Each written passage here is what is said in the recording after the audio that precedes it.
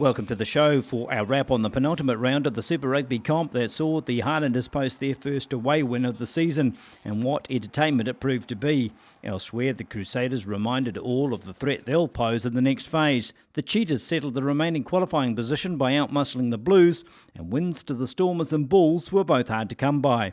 Possession was a wee bit like the Blues for us. We had all the ball. There was a couple of unforced errors from the Hurricanes, which the team capitalised on, but I mean, we scored some really good tries. I thought our 9 and 10, put us in the right area of the field, and as I say, with a bit of pressure, we capitalised on some, and we scored some really good tries. So pretty pleasing. You might have found your open side at the back end of the season. The guy had a huge game. Yeah, so he played well last week too. I mean. Last week's performance against Crusaders, I thought we played some really good rugby up until we had our Jerry got some bin. We bit like tonight really, and then Mara got sent off, so the game was pretty much gone. And you saw today, as soon as you lose a player with 14 against a strike force, in terms of the attack, like the Hurricanes, then I don't know how many points they scored, but it looked like they were going to come back and beat us. So we've got to sort that out. That's been plaguing our whole season. Such a great start defensively too at the beginning of the game, Jamie. You just made them work hard for that first try. Yeah, I mean, we had some good line speed at times, but I wouldn't necessarily say we were connected all the time. A lot of the line breaks from the Hurricanes was sometimes a wee bit over eagerness and some guys not sticking together. So that's good and bad. The good part of it is that they're hungry to get up off the line and make some hits. The bad stuff is if they don't do it together, then they're going to get breached like we did tonight. Look, the start of the second half was a bit of panic there. Our guys looked really tired, to be honest. They, we've had a reasonable week. We didn't overtrain this week, so that's something. And we've got 5 or 6 days before we go off to Melbourne, so it should be a light week this week. We knew that if we played the game the way we started and used the ball like we're good at, we could keep up with them and hopefully push them, which we did in the end. It was just unfortunate we couldn't score in that last play and take the game, but they played pretty well and made the most of the opportunities and capitalised on our errors. You made them pay though when they were a man down, and that changed your momentum? Yeah, it sure did. It gave us a bit of hope, scoring a couple of tries when Aaron was off, and they got another guy in the bin, so it was pleasing. We started to use the ball and run them around a bit, but we just ran out of time in the end. Do you feel there was a chance in those last few minutes when you got the final call for the scrum? Yeah, for sure. We're hoping to win, score off set piece. Jimmy slid through, just couldn't quite get through that second line, but that's the way it goes. We gave it a good crack, and unfortunately we didn't get enough players to the breakdown to clear that ruck, but we're pleased with our attitude and we didn't give up for the whole game.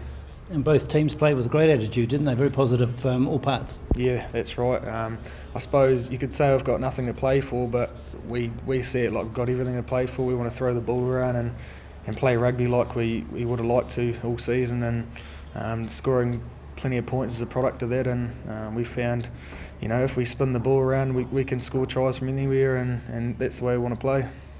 Jose running at you, wouldn't be too keen on that being left on your own? I told him after the game, thanks for running around me, not over me, but it's pretty tough when you get him one-on-one in open space because he can run over you or around you, so it's a bit disappointed, but he's pretty tough to stop. That's what makes a great game, both teams having game breakers like that. Yeah, for sure. We've got Big Bus, Julian, Severe, and they've got Jose, so it's pretty even, I think. Yeah, it'll be a big question around how we lost that game. We built ample phases. We were in there 22 incredible amount of times, and and we didn't, I suppose, ultimately react well to turnovers. Pokey and Jose scored some great tries, and I think we threw 18 phases of 5+ together through the night, and they only put 3, so that gives you a pretty good indication around that they didn't have to work hard for their tries. So the brilliance was well rewarded, but it's something that's very frustrating. Well, Jose, it's the last chance to play on New Zealand soil, so good to have a win and good to have it here too. Yeah, it was something that I've been thinking about all week. Almost like a fairy tale ending. I sort of get to play my last game here, and yeah, it was. I suppose we were quite stoked to get the win. Proud of the way the boys had to dig deep towards the end there and managed to hang on. Well, the neutrals would have loved it with all the tries, the high scoring. Enjoyable to play? Yeah, it was. It was very enjoyable. I suppose it would have been just as good to watch. A bit of a seesaw match, and I think that was some classic Hurricanes footy. I knew that they were going to come out firing in that second half, and they did that. And yeah, just lucky that we managed to hang on in the end. The Highlanders do know it's easier to play with 15 guys, don't they? Because you spend an awful time without them. Yeah, I reckon. I suppose we still haven't learned from that in the past, but we're almost getting used to playing with 14 men. But it definitely makes things tough out there. And they switched that momentum just like that when you were down. Yeah, absolutely. And I suppose that's the way. That's one of their strengths, really. Just being able to turn something from nothing, pretty much. So. And I knew deep down that it wasn't going to be easy. I thought your try was the killer blow, though. Just as they were getting back into the match, your 5 points made a big difference. Yeah, that was a bit of a funny one. Just how the ball got out there, and then managed to look up and there was no one there. So, bit of an opportunist try, but probably something that we needed at that stage of the game. Nervous in the last couple of minutes? Yeah, definitely.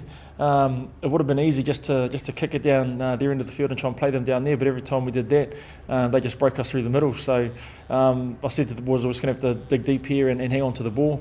And we're lucky they got a bit of a sniff there at the end, but we managed to hold them out. Hasn't been the best of seasons, but you'll leave the Highlanders with good memories? Yeah, absolutely. And I think I've just been trying to enjoy my time down there, and it's been awesome. The people have been really friendly. The family's fitted in well, and it's an environment that we're definitely going to miss. Well, surely a 7 for life now, Elliot? No, it's just it's good to get game time, I suppose, and I'm just loving having a chance to add another feather to the bow. Did you play that at any level before? Schoolboys. Yeah, that's the last time I played it. So that was 2007. So it's been about 6 years. So. Did you difficulty learning the systems? They've dumbed it down for me, so I'm just going to the first ruck and then just trying to take care of the other 7, and then just trying to play a game after that. You've always had the latent speed though, and that helps in that position. Yeah, it does. That's one of the key areas, I suppose, that I've got a bit of an advantage. I'm quick off the scrum and a little bit quicker than most 7s. Because some said you're a little bit small for 8, maybe a bit tall for 7. Could you see you end up 6? Yeah, that's why I've always loved 6, and I've always thought I'd like to play 6. So. Hopefully next year or in the next few games, or maybe even down in Southland, play 6. You had a very positive hand in this win tonight, setting up 1 try, scoring another. You must feel very satisfied with your night's performance. I'm just relieved, to be honest. I'm relieved that we got the W on the board, and then hopefully we can get off the wooden spooners and then roll on to Melbourne on Friday. What about the fitness level? It has to be superior at 7. Yeah, it is. It's more my legs were giving away. I was cramping up after about 57 minutes, so I'm going to have to work with the doc and get some stuff for that. Did you get a lot of notice that you could be playing 7, or was it everyone else fell over? Yeah, it was a bit like that, but I got told on the Thursday last week that I was going to start 7 against Crusaders, against an All Black Matt Todd as well, so it was a bit of a shock, but I was pretty happy. What do the coaches say to you after this game? They must be patting you on the back. Yeah, they just said carry on and keep doing what you're doing, and yeah, it's good. I guess you know what you're doing next week. Yeah, I'll hopefully play 7 again, or 6 or 8, see what happens. So the top 6 are now decided, with the Cheetahs 4 bye points next week, shutting out all other pretenders. The final round will serve to decide who plays who in the knockout stages. The Stormers, right down to the Hurricanes, were all threats to the top 6 at various stages of the year, but not recently. The Highlanders desperate to ensure the Kings have the wooden stirring implement at season's end. The Crusaders need to thump the Hurricanes in the last round and hope the Blues can hold the Chiefs pointless to top the New Zealand Conference, but the latter seems unlikely. The Hurricanes could still finish 3rd, but the Wellingtonians beating the Crusaders is also a long shot. It's even harder for the Reds to topple the Brumbies in the Aussie Conference. They need a huge win, and the Brumbies to lose by a big margin. In short, it ain't going to happen, so none of these positions will change. And only the Sharks and Stormers can swap places in the Republic, with the Bulls having wrapped up this comp last week.